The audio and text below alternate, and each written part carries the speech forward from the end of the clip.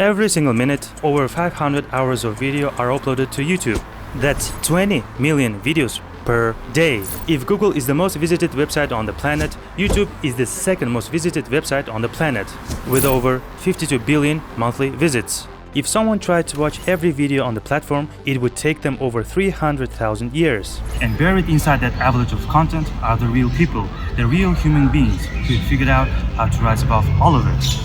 And today I want to tell you about who actually matters, who changed the game, and who you should actually watch first. Because these people set the standard everything else is measured against.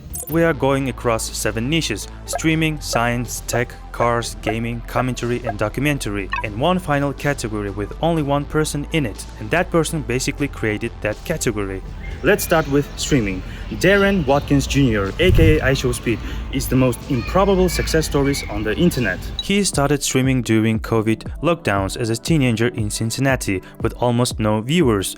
The clips from those early streams, in retrospect, show exactly the same energy as the clips that would eventually make him globally famous: chaotic, unpredictable, and impossible to look away from. At this point, Speed has transcended streaming entirely. In 2026, he was pulled into an actual WWE storyline alongside Logan Paul and Austin Theory. The crowd watched Speed get set up on the announce table. Then he climbed to the top of the ring post and hit a splash that put Logan Paul through the table. If Speed is chaos embodied, then Felix, aka XQC, is a different kind of chaos. More rooted in gaming, he has longer sessions, he has a fiercely loyal audience, and to my understanding, there is this long-going joke that Felix talks too fast or gibberish, and sometimes people can't understand him. Why does your hair look like a hat? I don't know. Why does your dick look QCL. And Kai Cenat has built something entirely his own, a stream where celebrities show up the way people used to show up to late-night TV shows, except it's live and anything can happen. Streaming is built on energy and unpredictability. You watch because you don't know what comes next, but there's a completely different corner of YouTube where the whole point is to make you stop and think. When someone presents a question and waits for your intuition to kick in, and then very deliberately shows you why your intuition was wrong, and that is science YouTube. Veritasium, aka Derek Mueller, has a PhD in physics education research. His dissertation was literally about how video can be used to change misconceptions. Then he built a YouTube channel that is essentially his dissertation, applied at scale, 20 million subscribers scale. Veritasium explains science and interrogates it at the same time. His videos often start by presenting a question, waiting for your intuition to kick in, and then methodically dismantling that intuition with evidence.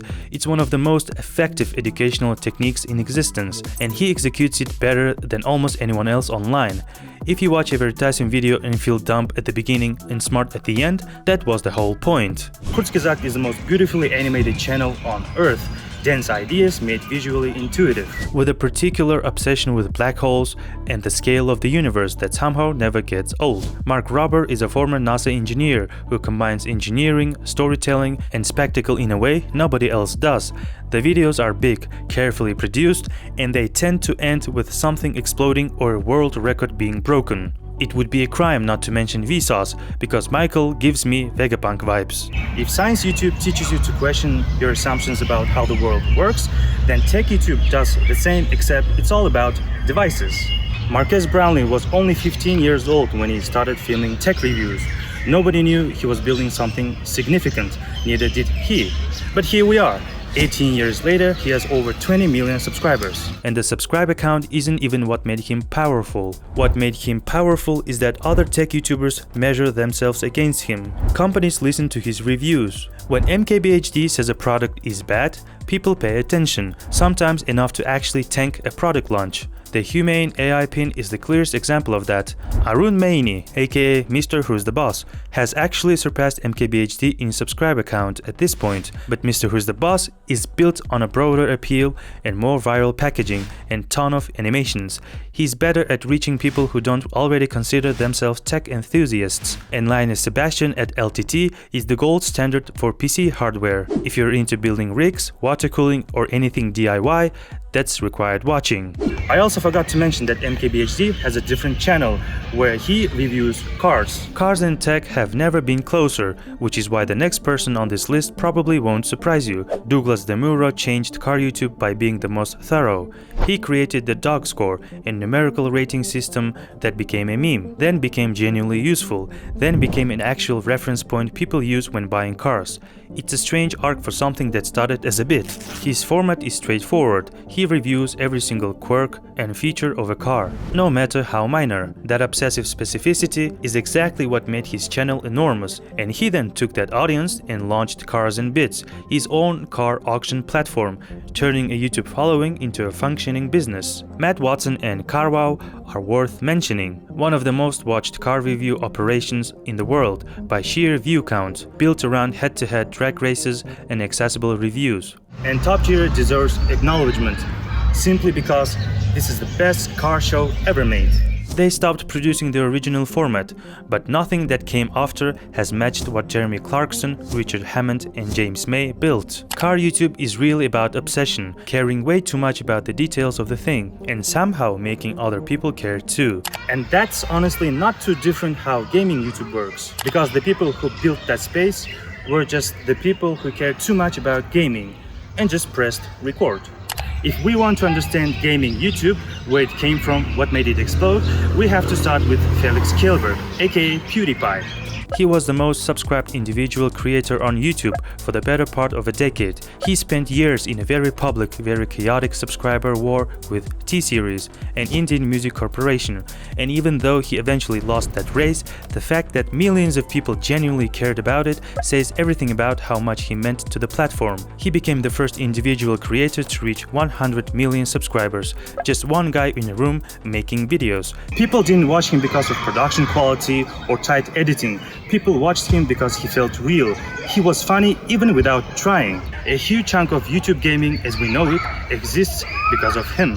Queso is the current algorithm phenomenon, massive, fast-growing, and entertaining in a way that clearly resonates with the newest generation of YouTube viewers. And Markiplier is one of the most beloved personalities in gaming YouTube's history, who built an entire career on authenticity. And he then also made a feature-length horror film called Iron Lung that became a huge success as well as a box office success. And something about gaming YouTube that I think gets overlooked, the people at the top of that space are just very good at being themselves on the camera, which is actually also the entire foundation of commentary YouTube. Wendy Goon makes videos about conspiracy theories, internet mysteries, and long-form horror lore. He speaks with disarming southern drawl that makes dense, sometimes genuinely disturbing content feel strangely warm. That contrast is his entire brand. His videos can run 3, 4, 5 hours. People watch them in bed like they're watching a movie, and Lemmino occupies a different corner of that space. His essays on mysteries and unsolved history are built with borderline cinematic production. He posts rarely, but when he does, it's an event. And Penguin Z0 shows up here in a completely different mode than usual, just someone talking very frankly about something that's trending, loose and conversational, and he has been doing it consistently for over a decade. Sometimes these videos are so long that they start to feel more like a documentary, carefully researched, taking the subject seriously. The documentary side of YouTube grew directly out of that same impulse. The internet downfall documentary is its own genre now, and SunnyV2 is the person most responsible for shaping it in its current form. His style is pretty immediately recognizable: calm narration, chronological storytelling, and a real instinct for figuring out which stories people didn't realize they needed explained to them. His videos feel like autopsies of careers. This is when things started going wrong, this is the moment, this is what happened after that. He stopped posting regularly, which is a shame because the format is good and he was the best at it. But there are others. James Johnny, for example, goes deeper, less volume but more weight per video. If SunnyV2 is journalism, Johnny is closer to literature. His videos often start with an internet story and end somewhere surprisingly philosophical. Lemmino overlaps here too, but his production is so distinct it almost belongs to its own category. All of this, the streaming chaos, the science experiments, the tech reviews, the car obsessions, the gaming sessions, the 5-hour essays, lives on the platform. All of these people represent top-tier YouTube, and there is only one person who understands it more than anyone else. Jimmy Donaldson, aka MrBeast. He is lost because he doesn't fit nearly into any niche. He's not a filmmaker, not a teacher, not a traditional entertainer. What he does better than anyone else on the platform is understand YouTube itself. The algorithm, the thumbnail, the first 5 seconds, the reason someone clicks, the reason they stay, the reason they share. He has essentially reverse engineered how attention works online and built a business around it. As of 2026, he has over 480 million subscribers on his channel. That is more than the half population of Europe and more than the population of the USA.